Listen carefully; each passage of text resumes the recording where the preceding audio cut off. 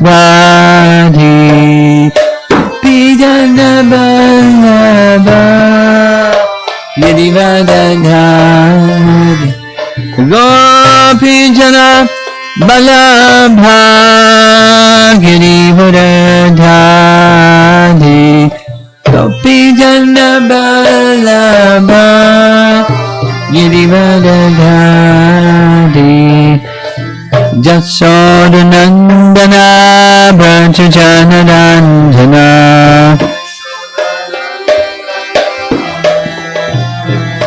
Jasodanandana Brajajanaranjana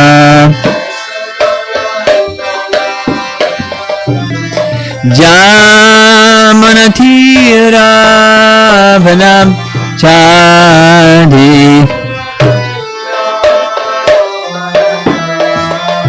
Jamanatira Vanam Chadi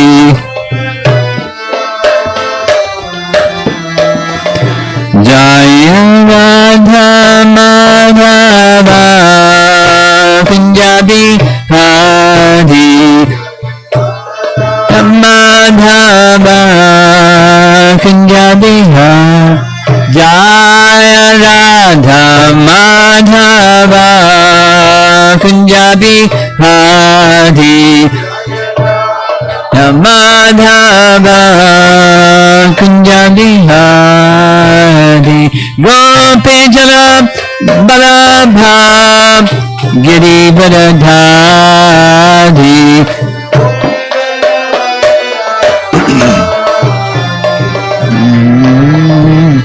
Gopijana Ballabha Girivardhari Pijana Ballabha Girivardhari Jasodanandana Brajajanaranjana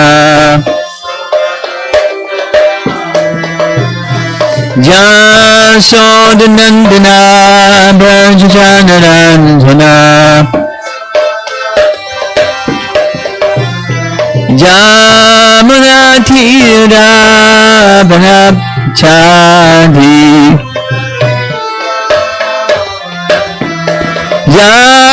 Jamanatira Vanapchadi Jaya Radha Madhava Punjabi Hadi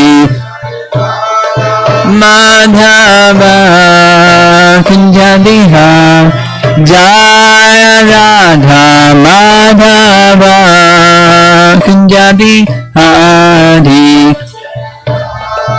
Madhava Punjabi Hadi Jayom Vishnupad Paramahansa Parivajagacharya Astatarasata Srimati Divine Grace Sri Bhaktivedanta Swami Srila Prabhupada Ki Gaur Premanandi.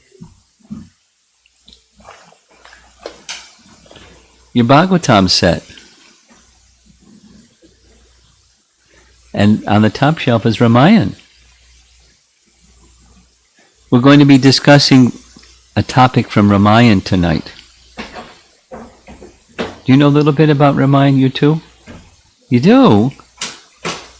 Can I give you some Ramayana quiz questions? Uh-oh. Well, I don't know. Do you know who Maricha is? Maricha. Who was the first demon that Ram killed when he was with Vishvamitra Muni? The first demon that Ram killed was, starts with a T, female, Tataka. Tataka. You remember her name? Not really? Okay, then you won't know Maricha either.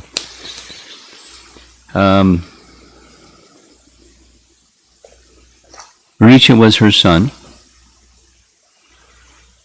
And a little background. He's the one that took the form of a deer. Maricha? took the form of a deer that Sita wanted, and Ram went, that was Maricha.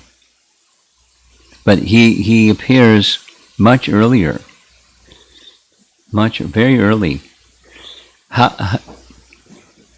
Ram was married when he was 12.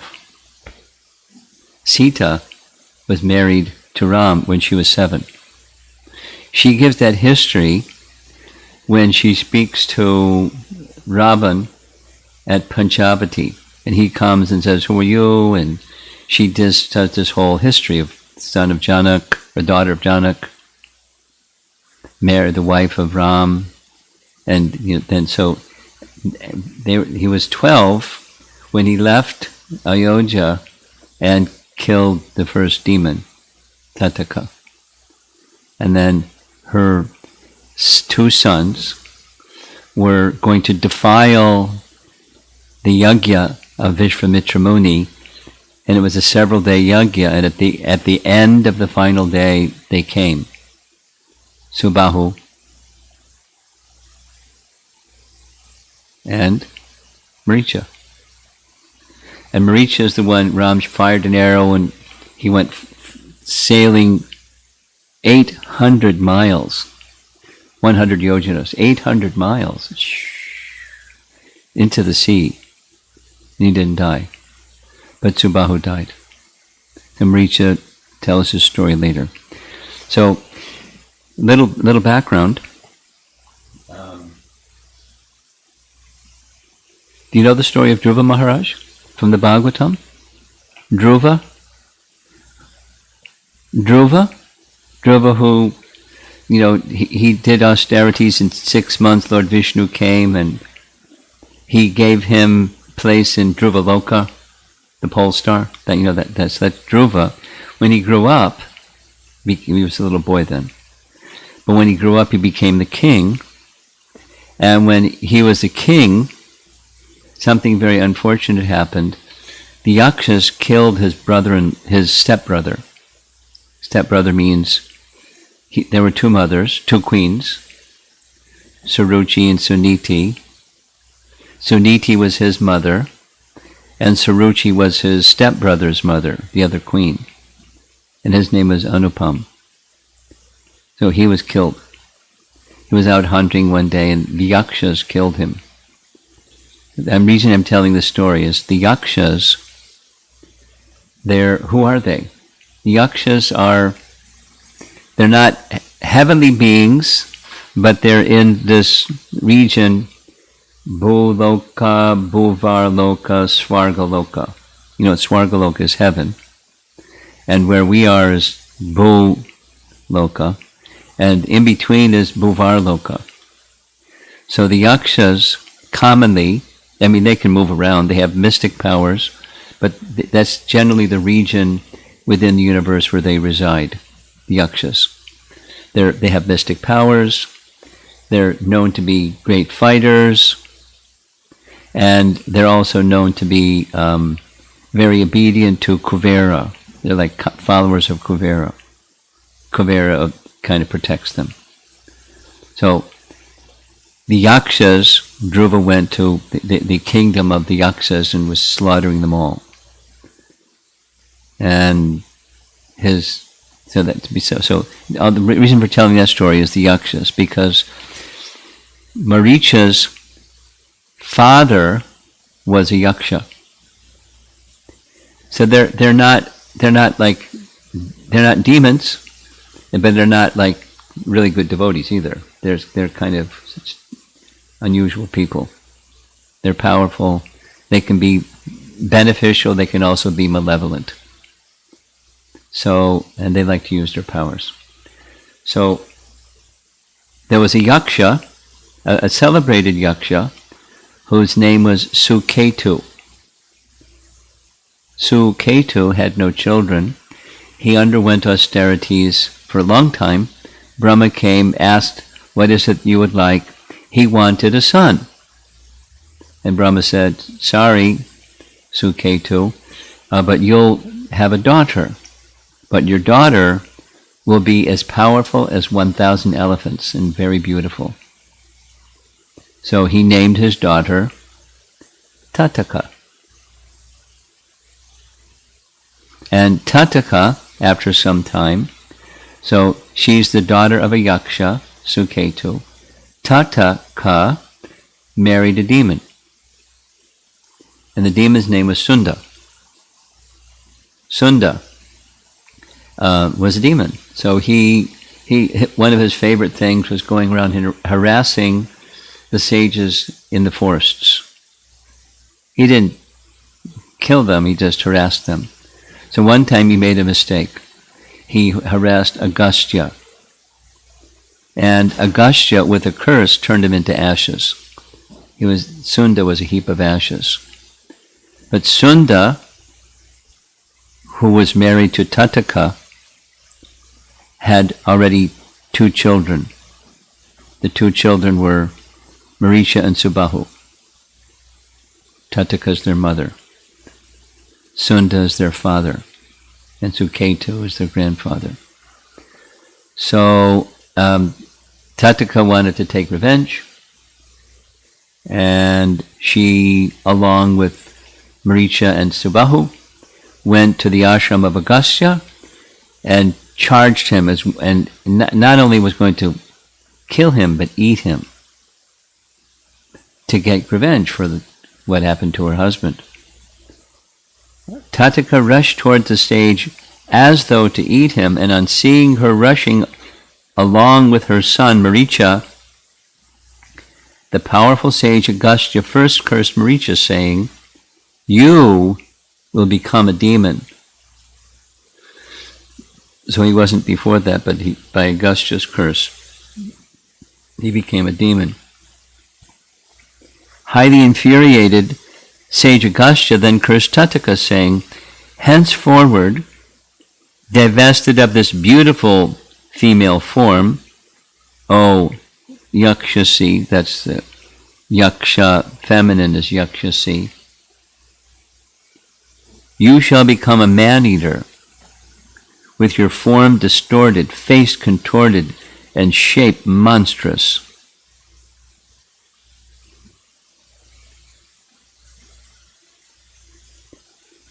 So, how that happened, Vishvamitra went to visit Dasarath, that you know.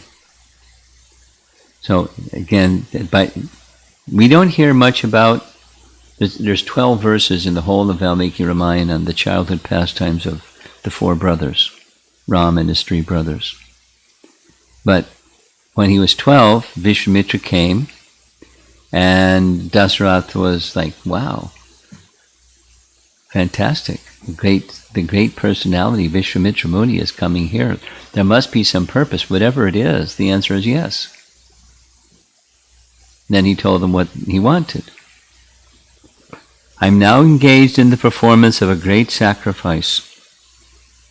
Indeed, the yajna almost reaches completion when 2 Rakshasas named Maricha and Subahu interrupted the performance by dropping flesh and blood upon the sacrificial arena. These vicious Rakshasas are determined to frustrate my attempt." Now, the frustration of the attempt was an assignment given by Ravan to Tataka to stop the sacrifices, and he wanted the sacrifices to be stopped for 2 reasons. He didn't want someone else to worship. He didn't want someone else to be worshipped. He wanted people to worship him. And he was also concerned if by worship they may become very powerful and then they'll have a problem, so he'd stop worship. It was, so that was their assignment. Stop the worship. So they did it, obedient to Ram. By the way, there's a family connection.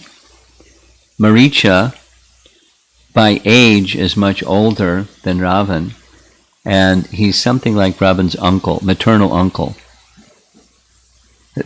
The relative of his mother. That's a long story. We'll go back to Maricha. So Vishvamitra said to Dasarath, "I want your son's help, Ram, to stop these two Rakshasas. The reason these vicious Rakshasas are determined to frustrate my attempt. Thus, they repeatedly polluted my altar. And it's because Agastya Rishi used to meditate in this area. Tattaka is obsessed with creating disturbances here. So you know what happened. Dasara said, "Oh, Tattaka, oh, Maricha and Subahu. And you mentioned Ravan's name also. Oh, my son is so young." He didn't say 12. In the Valmiki Ramayana, he says he's not even 16. I guess some magic happens when you turn 16, or within the line of kings. So, this is a challenge. I'll go. I've got a whole army, and I'll take care of the problem for you. No problem. So he was like, he said yes, and then he was saying no. And one thing you don't want to do is make Vishwamitra angry. You got a problem if you make Vishwamitra angry. You know another person you don't want to make angry? Huh? Durvasa Muni. Don't make him angry, because you have a big problem. So Vishishta entered. Vishishta is a Brahmin sage, and he counseled Dasarath, don't make him angry. You got a big problem. And not only that, Vishwamitra doesn't need anybody's help. Vishwamitra can create a parallel universe. He already did it. His mystic powers are like amazing. So he doesn't need anyone's help. But he's coming because it's good for your son. It'll be an honor for your son. He won't be in any danger in Vishwamitra's presence. And I'm sure he'll give him the equipment of power and weapons. And, I advise you to say yes. Please say yes. So he said yes. Just hearing from Vishishta. So off they went. And they got to a certain region. It's a nice, there's lots of details in Ramayana. It's a forested area where Indra went after he had killed Vritrasura. Vritrasura, 6th canto Bhagavatam. Vritrasura, it's a long story in the Bhagavatam. But he underwent some atonement for the sin of killing him, because he was the son of Twashta, who was a great Brahmin, and so he underwent atonement in a forested area, and he benedicted that forest that it would become celebrated and very opulent. But when Tattaka came, everybody fled, and it deteriorated, it became like a jungle. So then they met Tattaka, Ram slayed Tattaka. Then they went to at that evening, Vashishta, advised by the Devas, headed by Brahma, give him weapons, because he's going to do a great, Ram, this 12-year-old boy, is going to do a great service for us and for Vishnu. So he gave him celestial weapons, mantras and things. And then they went to his ashram. It has a nice name. Siddha ashram. Siddha means perfection. So the yajna began, and Ram and Lakshman were 24/7, standing guard, ready for anything. And then Maricha and Subahu came, doing their thing, defiling the sacrifice. Before they could do that, Ram fired one arrow, hit Maricha in the chest. 100 yojanas, or 800 miles. That's a powerful arrow. And, he was stunned. And Subahu was killed. And then the rest happened, after that. They went to Janaka's residence, stringing Shiva's bow and the marriages and so forth. So we don't hear about Maricha till much later. When we hear about Maricha second time is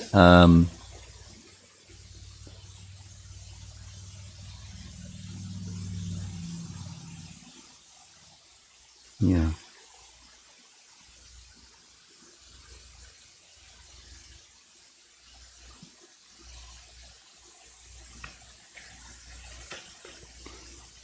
Ram is in the forest with Sita, and Maricha is remembering his enmity towards Ram, but knowing he's powerful. But so Maricha had mystic powers.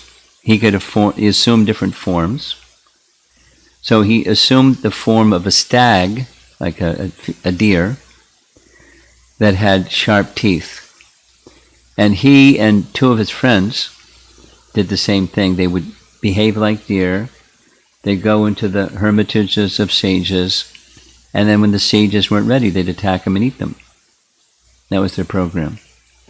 And he became infamous, he and his two buddies. So Ram came to hear about this when he was in the forest. So Ram confronted him.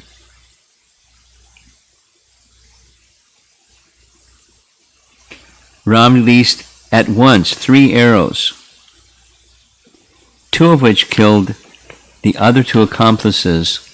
Knowing the power of Ram's arrows, Maricha ran away from that place, being afraid of Ram.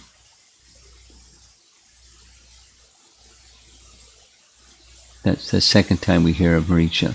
The next time we hear of Maricha is Ravana's visit to Maricha's cave. Now, the circumstance was, after the disfiguring of Shurpanaka, her cutting off her nose and ears, you know that one?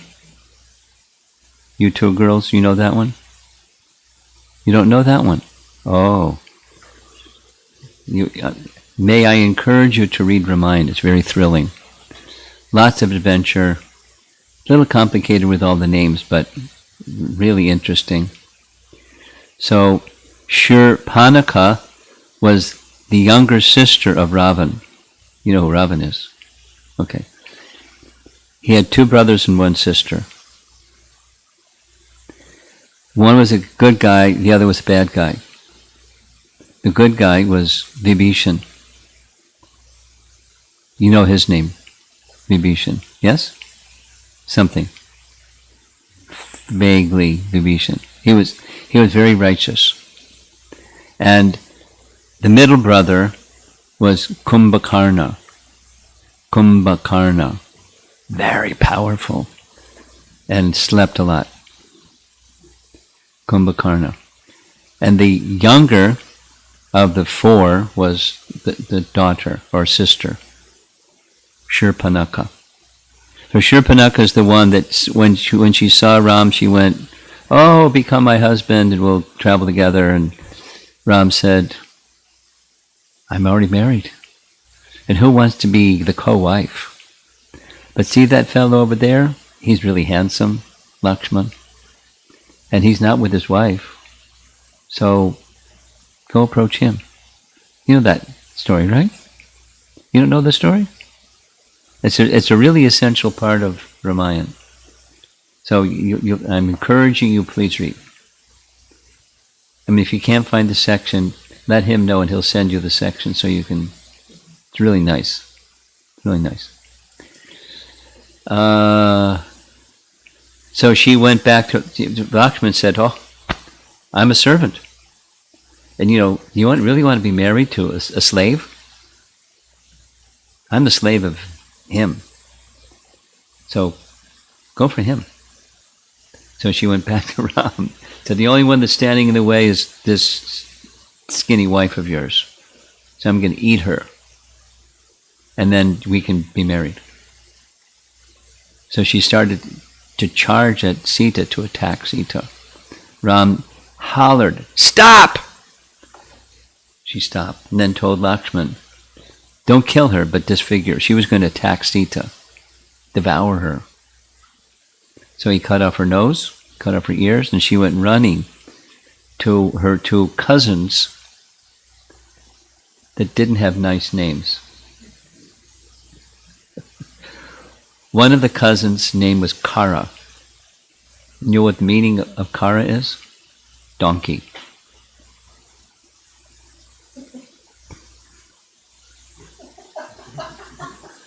Imagine calling your son donkey. I mean, there's other words, it's also translated as ass. But, anyway, and Dushan means like wicked, wicked-minded. So, she went to her two cousin brothers. "Oh, look at this, look at that. Take revenge." So he sent 14 generals. Ram slayed them all. Shurparnika went back. "He slayed 14 generals. I'm taking my whole army." 14,000. 14,000. Ram said, "Lakshman, take Sita, put her in a safe place near a cave, guard her, don't let anything happen to her. I'll take care of these 14,000 soldiers." And he slaughtered them all, including Kara and Dushan. And one got away. We spoke about this last night. His name was Akampana. Akampana. Akampana. You'll read about it. Akampana went back and told Ravana, "You know what happened? 14,000 soldiers finished. And your two cousin brothers, Kara and Dushan, and all their powerful generals and the whole thing. Finished." "What?" "Oh, I'm going to take revenge." "Don't take revenge. She's too powerful. I've got a better idea." "What's that?" "If you can arrange to take Sita away from him, he'll die out of loss of Sita." "Oh, that's a nice idea. You have a suggestion how to do it?" "Sure. Go to Maricha. He'll help you. He's like mystical. He'll know how to do it." So he went to Maricha. By this time, Maricha's living in a cave out of fear of Ram. He's living as an ascetic. He's no longer like a Rakshasa going around eating sages. He's living like a recluse, ascetic. So he went to see Maricha and said, "I've got this plan. I want to kidnap Sita. Can you help me?" Maricha responded in shock and horror, "Whoever has given you this idea is actually your worst enemy," in the guise of a friend. "O Ravana, if you try to carry out this foolish plan, it will only result in your own destruction, for Rama has inconceivable powers, prowess, on the level of Lord Vishnu himself. Rama is like a fathomless ocean.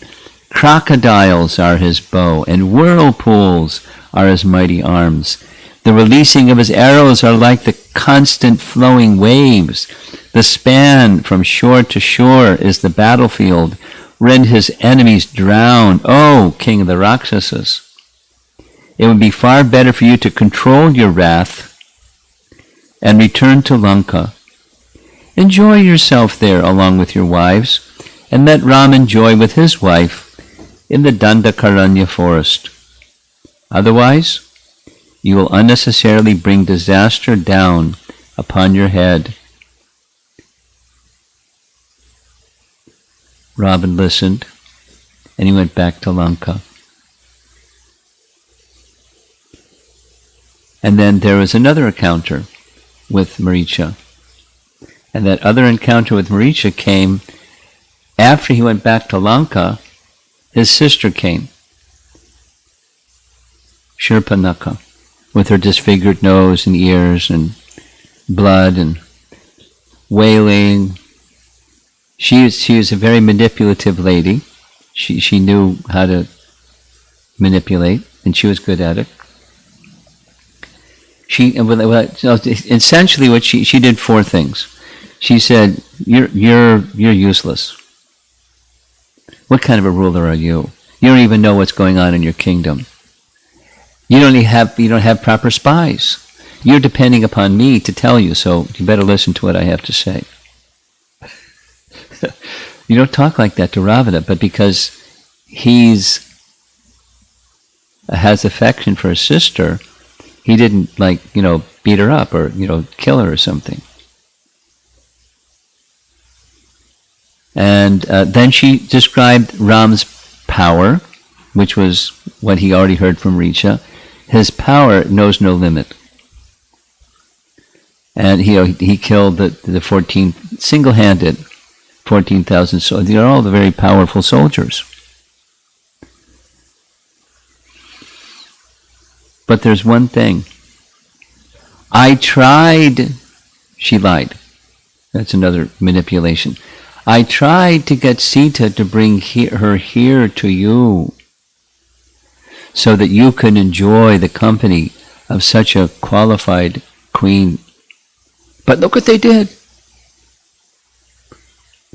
And then she made the suggestion.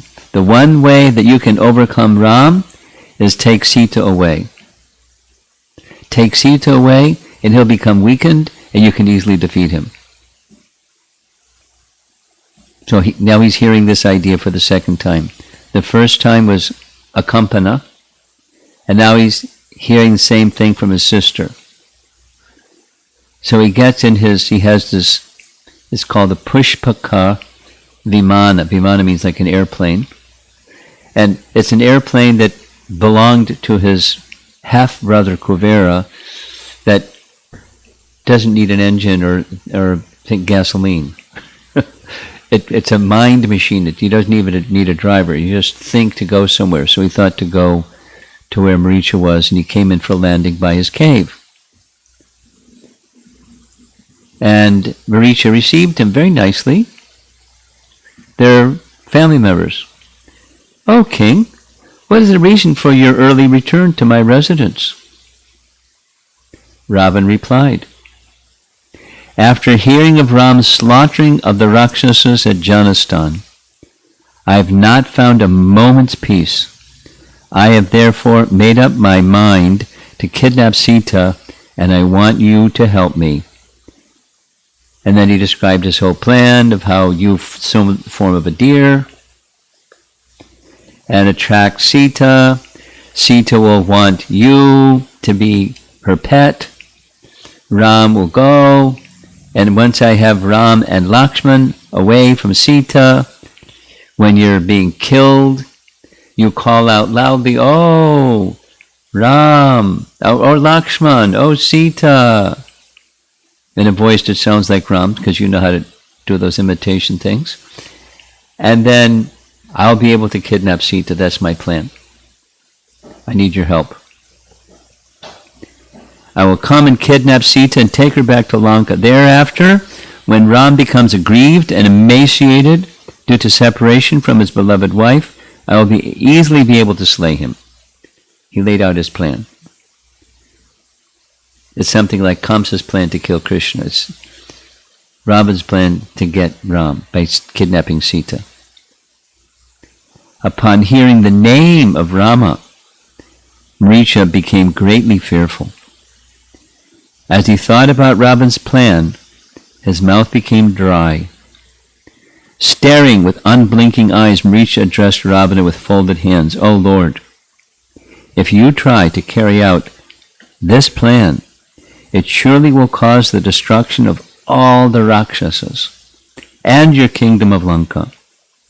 Because of your lusty nature and ignorance of Ram's prowess, you are foolishly rushing toward your own doom. Please, hear from me of Ram's supreme potency before you act blindly, thus bringing about your own destruction." So here's his little life story. "Previously, I used to wander about the earth, club in hand, feeling very proud of my superhuman strength. I subsisted on the flesh of rishis in the Dandakaranya forest. Out of fear Vishwamitra approached King Dasarath to solicit Ram's help for protecting his sacrificial performances. Thereafter, while Ram guarded Vishwamitra's sacrificial arena, I ignorantly went there with the intention of disrupting the yajna. However, with just one arrow, Ram hurled me 800 miles. I mean, what's 800 miles? How from here to where is 800 miles? Like Detroit or something? Huh? New York. Chicago to New York. One arrow into the ocean, and then killed the other Rakshasas accompanying me. When I regained consciousness, having thus been spared by Ram, I returned to Lanka, but still was not cured of my false pride. Then, taking the form of a large carnivorous stag with a flaming tongue, I returned to the Dandak forest and roamed about drinking the blood of the rishis. And he went there with two other buddies that did the same thing. The companionship of three. As it happened, I again came upon Ram, who was wandering in the Dandakaranya forest with Lakshmana and Sita, with the bitter memory of my past defeat in my mind, and considering how Ram had accepted a life of renunciation, I was determined to gain revenge. However, when I rushed at him, Ram released 3 arrows. My 2 companions were killed instantly, and I fled for my life. I think my life was spared only because Ram's arrows do not kill one who flees from the battlefield. Ever since that time, I have been consumed with fear of Ram. As a result, my inclination for violence and fighting has vanished. Having given up all malice towards others, I have taken to an ascetic life of yoga practice. However, I have failed to obtain peace of mind, for whenever I happen to glance upon a tree, I think that it is Ram, dressed in tree bark. Thus the entire forest appears to have become transformed into innumerable Ramas. Because of this, whenever I look anywhere, I become terrified. Sometimes I see Ram in my dreams, and I immediately wake up, my heart thumping in terror. Indeed, I become so afraid of Ram that whenever I hear a word beginning with the letter R, such as Ratha or Ratna, my heart trembles with fear. O King, for your own welfare, as well as for mine, I advise you to forget kidnapping Sita.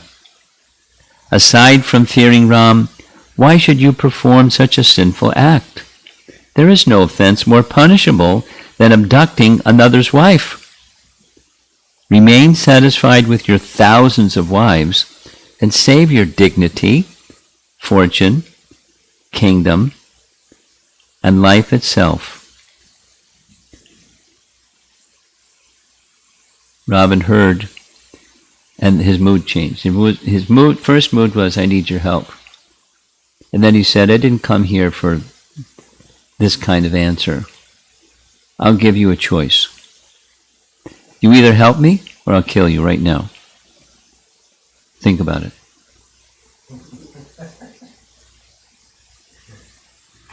Maricha boldly declared, flatterers are easy to come by, my lord.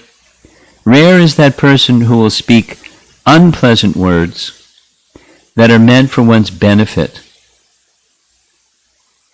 A minister should always give good advice, even if uncalled for, especially when the king is misguided. Unfortunately, however, it is seen that when one is about to die, is never willing to take good advice. O king, if we carry out your plan, I am certain that both of us will end up dead. Still, I would rather die at the hands of an exalted enemy on the battlefield rather than be killed by you here. Therefore, let us depart at once. So Ravan patted him on the back and said, this sounds more like you, Maricha. Let's go. And off they went, and they went to Panchavati, and he did his thing. Here's the description of the deer. It's a nice description. Maricha's deer form had numerous jewel-like silver spots, with the tips of its horns appearing like sapphires, its mouth appearing like a pinkish lotus flower, its tail like a rainbow, and its ears were bright blue. Indeed, the magical deer to have been constructed from many varieties of valuable jewels. With a dazzling luster, the deer seemed to illuminate the entire area surrounding the cottage. Sometimes it nibbled at the grass, and sometimes it frolicked among the trees. So you know the rest. Sita, oh, look at that beautiful deer. This is a very important event. The commentators of the Ramayana say, this is the first time in Sita's life that she even had a thought separate from satisfying and pleasing Ram. She's thinking of selfish enjoyment. She wants the deer. Saying, oh, when we go back to Lanka, it's only 1 year from now, when we go back to Lanka, then we can have the deer in our garden. You know how much I love the garden in Lanka. And if for some reason you can't capture the deer, well, we can always kill the deer, and then we can sit on the deer skin together. Wouldn't that be nice? Sounds like, that's not Sita. That's a sense enjoyer. So the acharyas say, from that point, Sita starts to take on the function of a living entity that goes away from the Supreme Lord with separate enjoyment desires and gets captured by Maya, in the form, in this case, the form of Ravan. And then there's a whole pursuit of the Supreme Lord to regain the living entity back to his association. That's how Sri Vaishnava Acharyas described that scene. So she gets like, wow, let's get the deer. And then, as was the plan, this is a doubt that I had always. Maricha knew that Ravana was a bad guy and Ram was a good guy. So why did he say, oh, Lakshman, oh, Sita? Because he knew Ravana is a bad guy. And he knew, he would do bad things because of it. So why did he do that? And the answer is given. Maricha wanted Ravana to be killed as quickly as possible. It was revenge. But he also knew that when Ravana was killed by Ram, he would become released from all of his sinful propensities by contact with Ram. So he wanted his welfare, he also wanted his destruction.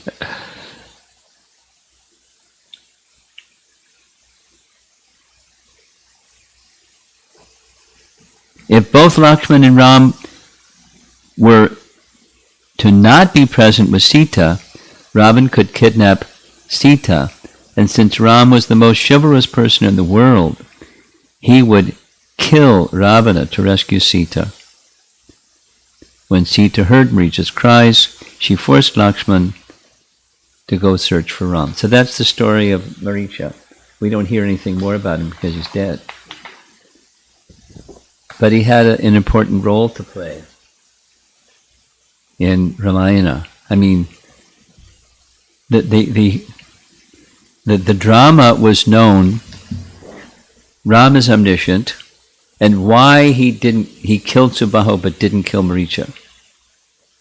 Because he had another function to bring about the destruction of Ram.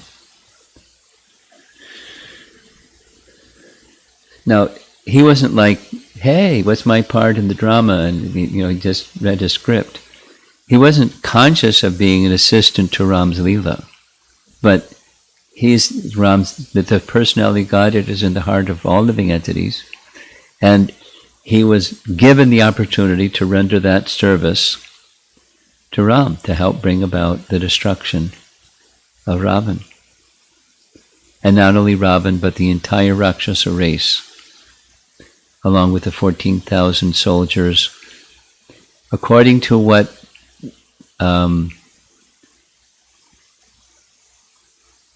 you know who Vali and Sugriva were? Vali, V-A-L-I, and Sugriva, they were two brothers. They were monkey or Vanara kings. Okay. At a certain point, the wife of Vali said to Lakshman, you know who's Lakshman? Ram's brother. She said to Lakshman, I heard from my husband Vali that when Ram is going to be killing Ravan, but to get to Ravan, you have to deal with also all the Rakshasas that are in Lanka. And my husband said, it's 1 billion. That's a big city. 1 billion Rakshasas. So we're going to need the Vanaras. You're going to need their help. So, that was the plan. Sugriva, a friendship was made between Sugriva, monkey king, or Vanara king, and Ram, that they would help one another, because they both had the same plight. Their wife was taken by another man. So Ram helped Sugriva get restored with his wife, and Sugriva helped Ram get restored with Sita by the help of the Vanaras. It's a really interesting good guys, bad guys story. But, it's not just good guys, bad guys. It's the Supreme Lord and teaching how to live by principles of devotion to the Supreme, but always in accordance with the codes of proper conduct or theistic conduct. It's a really powerful literature. If you're interested in hearing the whole story, there's a devotee in Chicago that gives a class once a week, every Saturday morning, and he's just discussing the whole Ramayana story. He's really into it. Nityananda Pran? Have you heard his name? Yeah, Nityananda Pran. He loves Ramayana, and he gives a really good class. I haven't listened, but everyone goes, wow, it's a good class. He's just telling a story with, practical application of the story. So it's very inspiring message. And there's people of all different ages. Young people really like, because there's combat, so they like that. Especially boys, they like the battle scenes. I don't know about girls. But it's very intriguing and very edifying. So let's see if there's some discussion. It's already 8:05. So our host family has the first opportunity to discuss any points.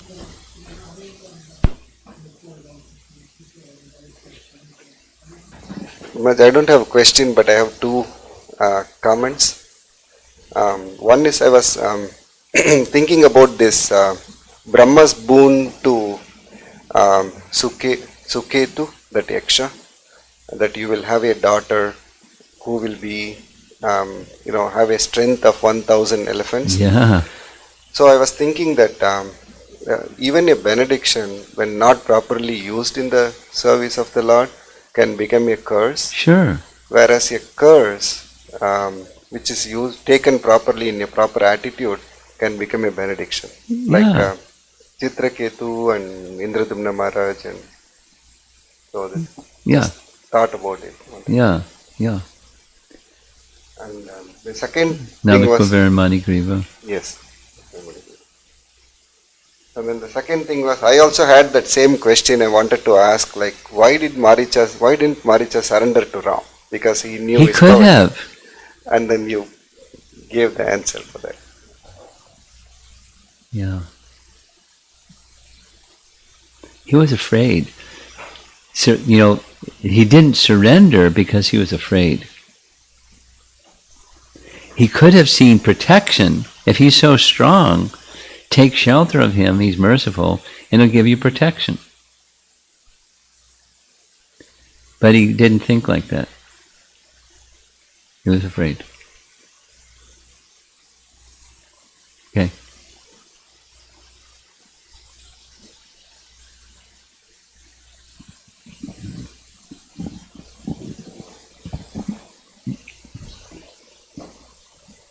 Hare Krishna, Guru Maharaj. Stick to, my request is, stick to questions and not just reflections. You understand what I'm saying? I was appreciating this and I was appreciating that. You can do a little bit of that, but sometimes it takes us in a funny direction. Go ahead.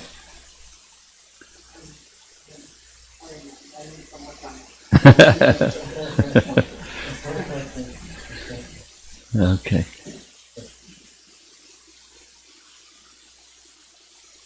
Well, so go ahead and do, because there's no comments or questions here. Go ahead, make your reflections. Go ahead. Hare Krishna, Guru Maharaj.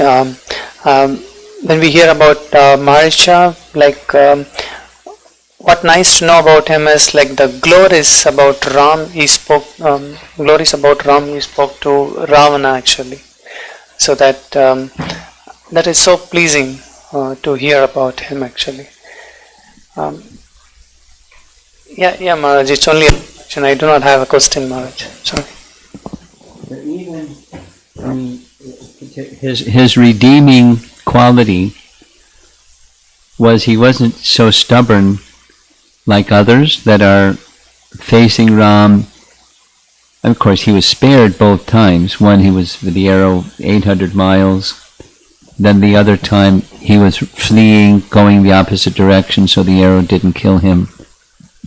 But he understood, here's a formidable person, and I'm not going to oppose him.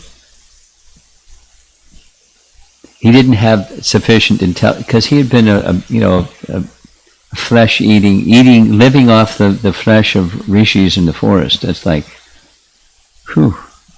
So his diabolical side, he had given up, but what about the reaction for all of those bad activities? His consciousness was pretty covered. But nonetheless, with revere and respect, at least for the power aspect of Ram. Yeah. I have one question, Maharaj. So, for Sita Devi, even though she had, everything, and why at this point, when she saw Maricha, kind of get into this mode of, going after that Maya, just at that point. It's Yogamaya. You know the meaning of Yogamaya, right? Yogamaya is an internal potency that assists the possessor of that potency, Krishna or Ram, to enact pastimes. So the enactment of the pastime is the killing of Ravana. That's one. So it precipitated the just cause for his killing Ravana. Abducting Sita was the just cause for killing Ravana by Dharma principle. Second, he appeared in the world at the request of the demigods to quell the influence of Ravana and his horde of associates. Vinashaya Chaduskritam from Bhagavad Gita. So that was a second purpose that was being fulfilled by what Sita did. And the other, our commentators explain, is to demonstrate what happens when you deviate from the principle of submission to the master, the supreme master, the supreme personality of Godhead. So she was taking that, by Yogamaya influence, was taking that position of a selfish entity that wants to enjoy. That's not her. It's Yogamaya. So that the pastime could be enacted. And then there's other lessons in Ramayana from our, this is now, you know who Ramanujacharya's spiritual master's name was? Jamunacharya. Jamunacharya. You know Ramanujacharya? Okay. Yes, Ramanujacharya had his spiritual master, and his name was Jamunacharya. So Jamunacharya studied and wrote extensively on Ramayana. He taught everything to one of his elder disciples named Sri Shailapurna, who was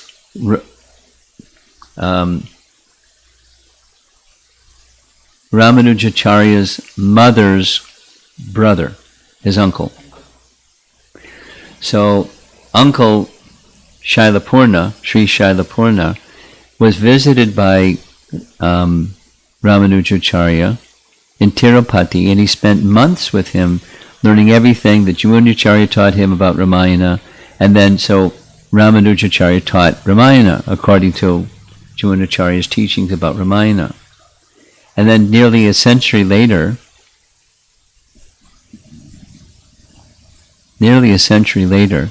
another great commentator also residing in Tirupati wrote extensively on those. There's 18 main themes, according to Jamunacharya, in Ramayana.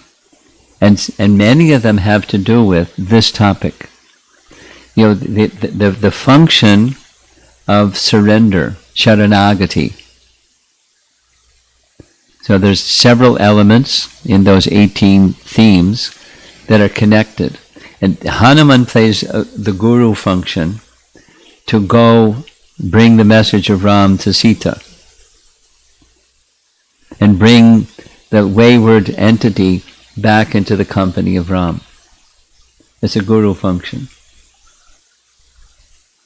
So one of the classes I'm going to be speaking while here, before too many days, is there's 39 verses in the beginning of Sundarakanda where Hanuman is preparing himself to jump off Mahendra mountain and go get Sita.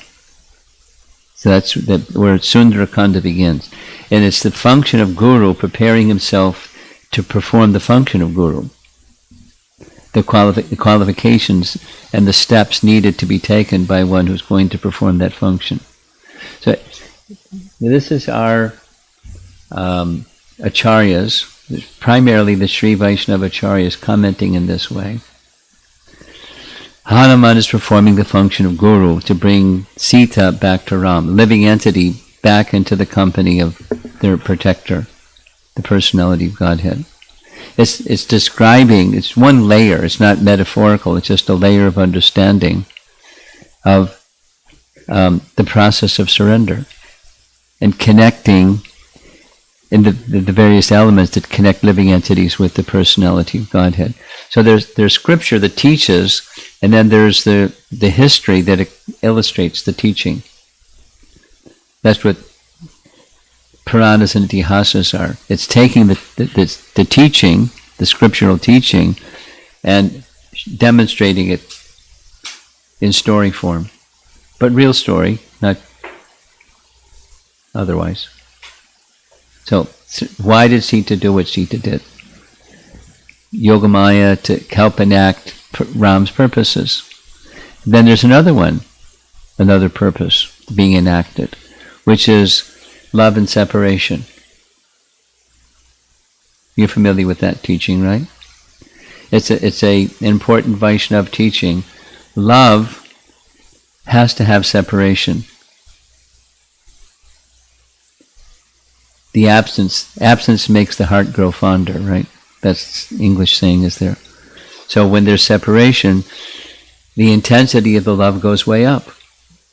Now it looks sad, but it's an heightening of affection for the beloved. So Sita is feeling and Ram is feeling. And they're reunited by arrangements.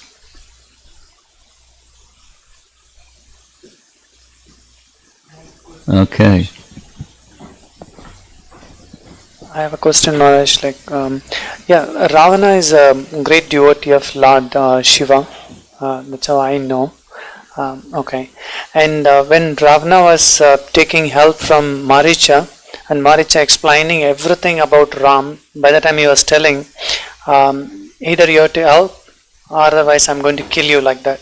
So that time I could see Maricha saying, it's easy to talk about flattery words. Saying the truth is a difficult thing. So how I can understand this, Maharaj, because he is a devotee, God is giving him the intelligence to understand about Ram, or can we take it that way? He hasn't become a devotee because he hasn't had this is another key. Why he didn't surrender is he didn't have association of devotees.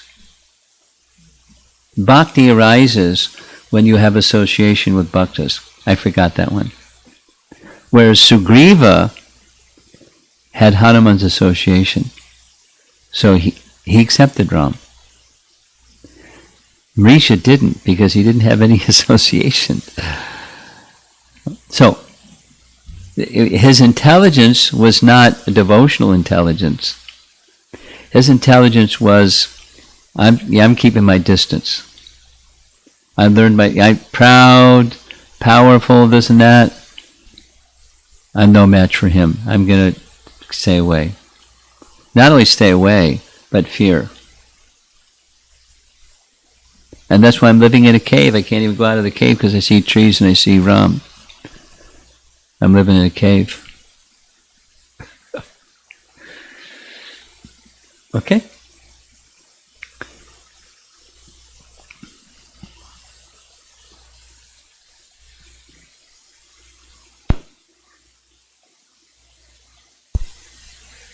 Maharaj, I always wondered why Lord Rama needed help from the monkey kings, but he should be capable of getting everything done by himself, right? And also another question is, in the south at that time only monkeys helped him, why there were no human kings who helped Lord Ram get to his destination? Okay, the first one was Ram could have done everything himself. Why did he take help from others? Well, it's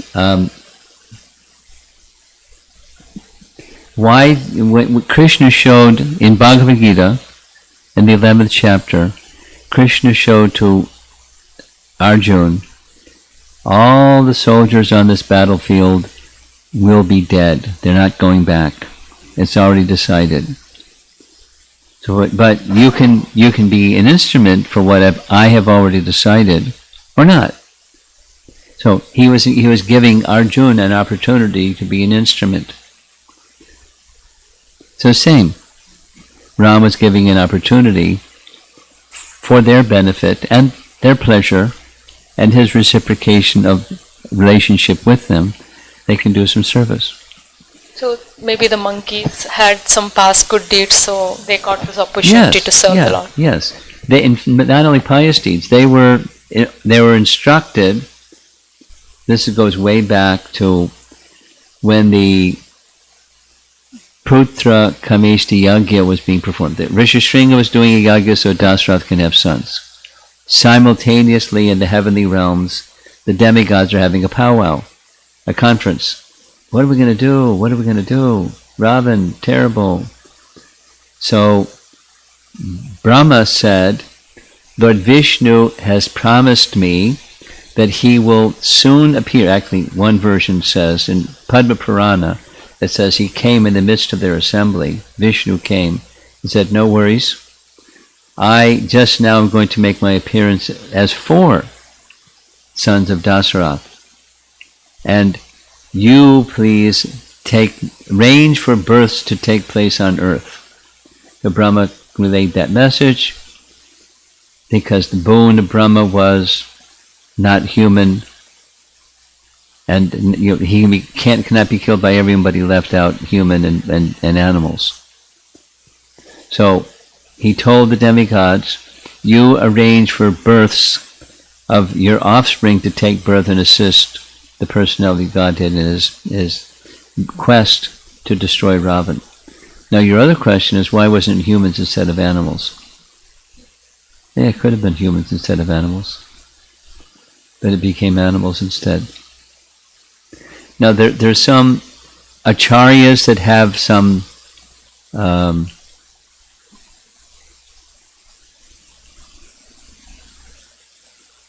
comments on that, but it's not.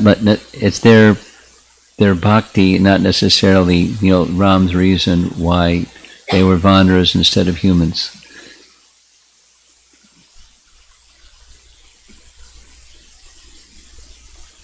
And I don't know a definitive answer to that question. Why instead of Vanaras, why wasn't it humans? And they could have assisted him. It would have been equally nice. Maybe at that time it was all forest and there were no humans. No, there were humans. They just were, in different places. So it could have been people in other than in forests where there were people, humans. So that could have been the plan, but Ram had the plan different than that plan.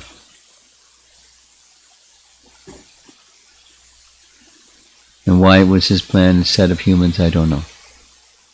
Honest, I don't. I haven't. I thought of that question myself. Why?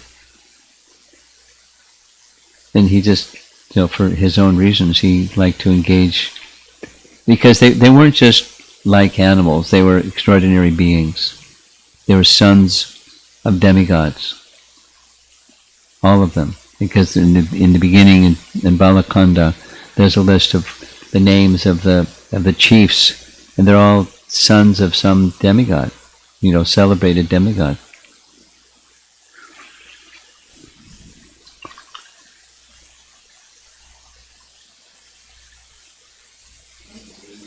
Okay.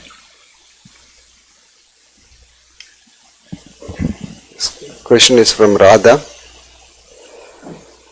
Would Maricha have preferred to be killed by Ravana by not following his order, or better be killed by Rama after following orders of Ravana? Yeah, better be killed by Ram.